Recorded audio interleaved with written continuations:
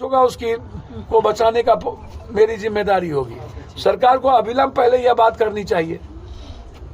और सरकार यदि हिम्मत नहीं है तो यार बीजेपी के पास तो पैसे की कमी है नहीं।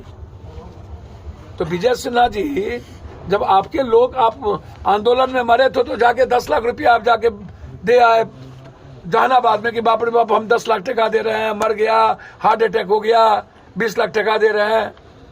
आपको तो पूरा देश का पैसा है, इस परिवार के लिए तो सबसे पहले आपको आगे आना चाहिए। 2 दिन सौ रख करके ड्रामा किया, क्या करना चाहिए भैया? मैंने कहा आपको कि मौत पे राजनीति नहीं होनी चाहिए।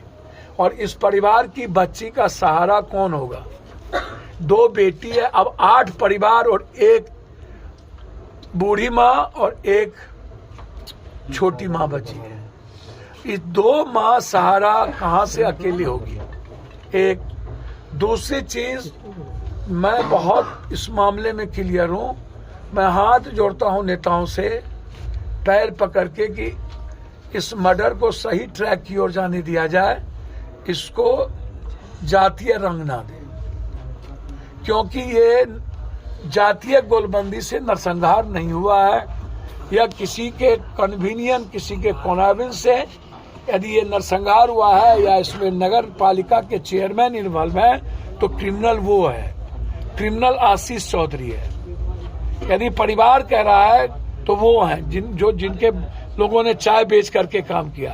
अब उनका दूसरा बात यह है कि वो कह रहा है कि मैं अपनी जमीन बेच करके लड़की को पढ़ाया और वो चाय बेच रहा है उसका परिवार। तो वो जमीन कहाँ पर बिका और कब बेचा? भाई को 8 महीना पहले। वही बात मैं कह रहा हूँ कि किसको बेचा? वो अपने बड़े भाई को। तो 8 महीना पहले ही मात्र पढ़ाई हुआ है।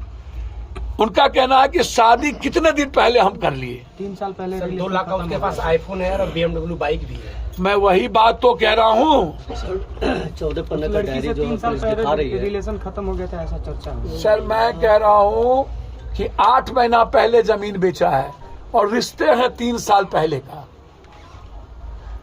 और ये कह रहा है कि मैं जमीन बेच करके उनको पढ़ाया। तो वो दिखेंगे ना कहाँ बेचा। मेरा ये सवाल भी तो है कि जमीन बिकी कब और किसने पैसे दिए? और वो लड़का क्रिमिनल है। 3 महीने के अंदर स्पीडी ट्रायल करना चाहिए। उस लड़के पर 2 लाख रुपया अविलंब इनाम रखे। 50,000 रखा गया सर 50,000 नहीं, 2 लाख का इनाम रखे।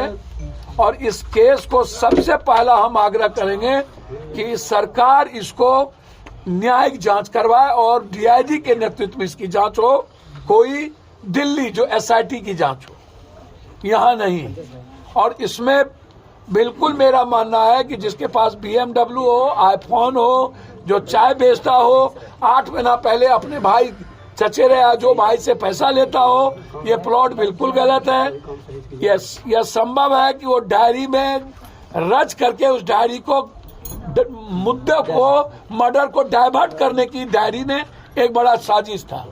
मैं यह भी मानूंगा कि ये डायरी डाइवर्ट भी है। तो हम एक तो चाहेंगे और दूसरा इन नेताओं से कहेंगे कि ये पनौती नहीं है, ये सब नेता पनौती है।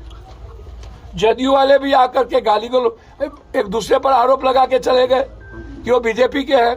ठीक है, वो बीजेपी के हैं, हो सकते हैं, वो क्रिमिनल है ना।